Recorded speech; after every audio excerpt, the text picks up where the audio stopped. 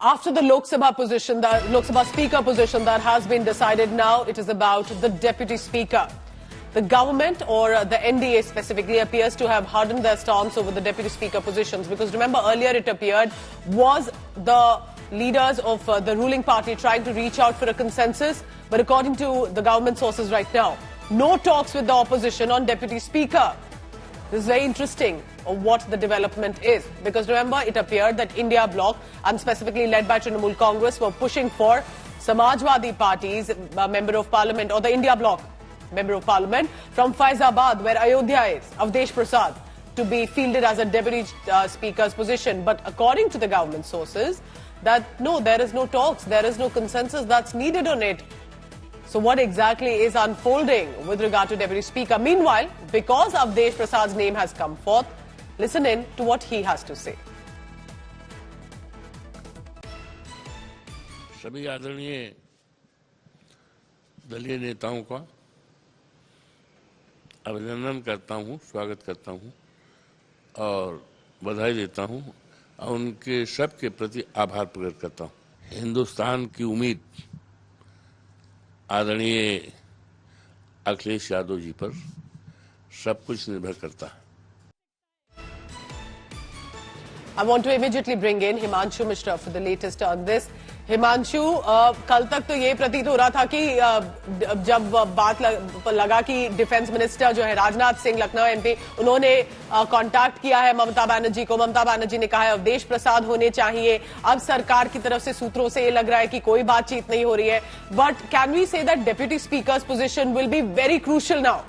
हिमांशु, देखिए, बिल्कुल deputy speaker के पद को लेकर कहीं ना कहीं विपक्ष इस बात को लेकर अडिंग है कि ये जो पद है संसदीय परंपराओं के अनुसार जो है वो विपक्ष के खाते में जाना चाहिए। और इसीलिए अगर आप देखेंगे कि स्पीकर पद को लेकर जब चुनाव हो रहा था तब विपक्ष की तरफ से कहा गया कि उनको इंश्योर किया जाए कि डिप्टी स्पीकर का पद जो है वो विपक्ष को जाएगा, क्योंकि 2019 से 24 तक जो है डिप्टी स्पीकर का पद जो है वो खाली रखा गया।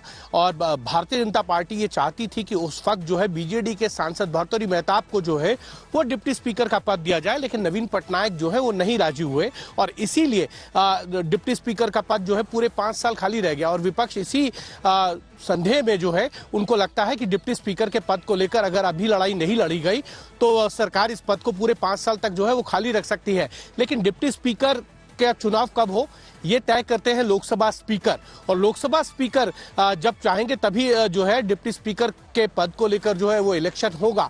लेकिन विपक्ष इस बात को लेकर अडिग है कि सरकार इंडिया ब्लॉक मान के चल रही है कि डिप्टी स्पीकर पोजीशन उनको आना ही चाहिए। क्या ऐसा कोई पैटर्न रहा है पहले?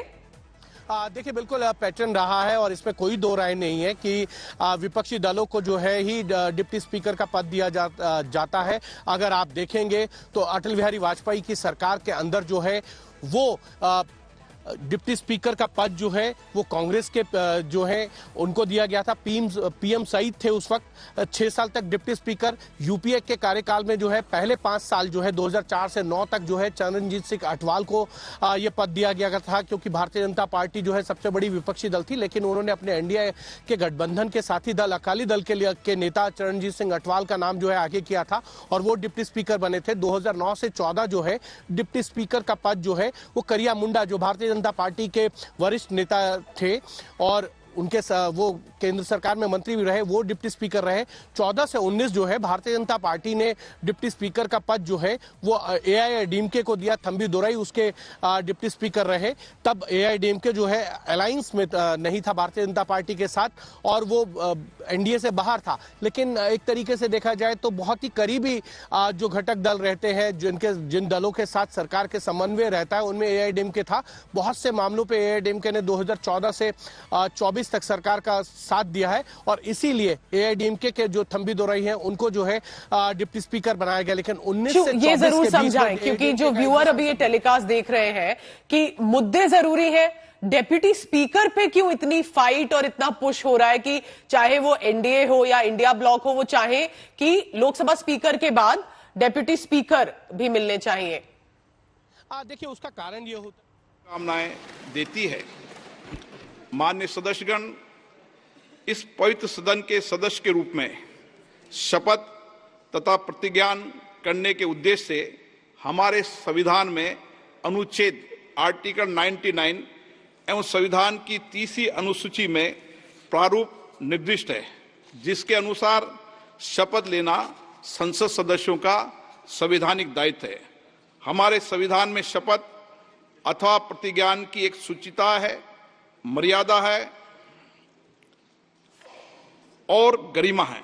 यदि संसद सदस्य अपने शपथ या प्रतिज्ञान के आरंभ तथा अंत में अतिरिक्त शब्दों या वाक्यों की अभिव्यक्ति करते हैं तो इससे हमारे संविधान की गरिमा और मर्यादा में कमी आती है। संसद सदस्य के रूप में हमारा दायित्व है कि हमारे सभी के लिए दायित्व है कि हमारे किसी भी आचरण से इस गरिमा में कमी न हो।